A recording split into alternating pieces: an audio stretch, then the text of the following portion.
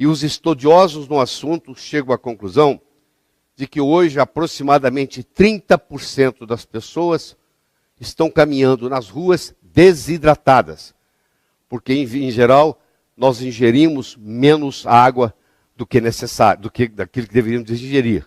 Quando você magnetiza a água, você tem um magneto, coloca a água sob a ação desse magneto. O que o magneto faz na realidade, ele muda o ângulo dessa água. E quando ele muda o ângulo da água, ele consequentemente muda o número de moléculas que se reúnem.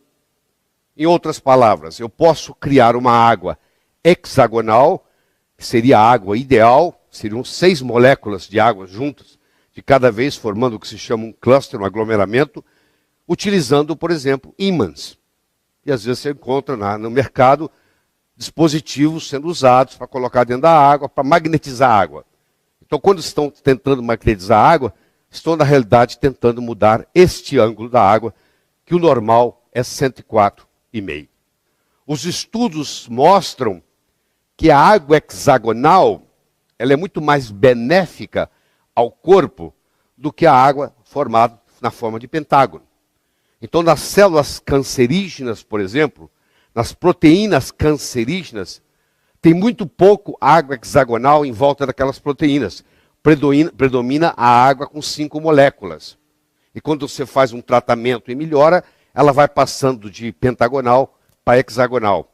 Ou seja, o ideal seria a água se posicionar de modo a formar 6 moléculas, formando um hexágono, formando um cluster.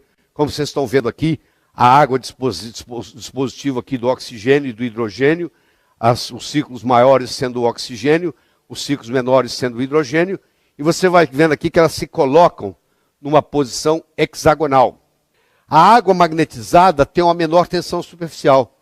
Quando você põe a água no efeito de um magneto, você muda o ângulo, aquele ângulo que eu mostrei no começo, e consequentemente você muda o tamanho do cluster, o tamanho do aglomerado.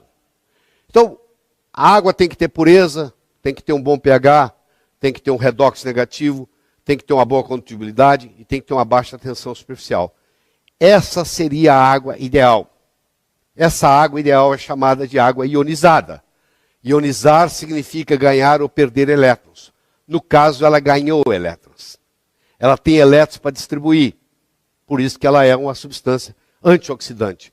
É a água que funciona como antioxidante, ou seja, não deixa você ter estresse oxidativo, você toma ela 3, 4, 5 vezes por dia. Ela é alcalinizante, ou seja, à medida que você envelhece, você vai acidificando, ela rejuvenesce você. Ela tem que ser hidratante, ela tem que ter baixa tensão superficial para ela subir no capilar, e ela tem que ter a negatividade para ela fazer a desintoxicação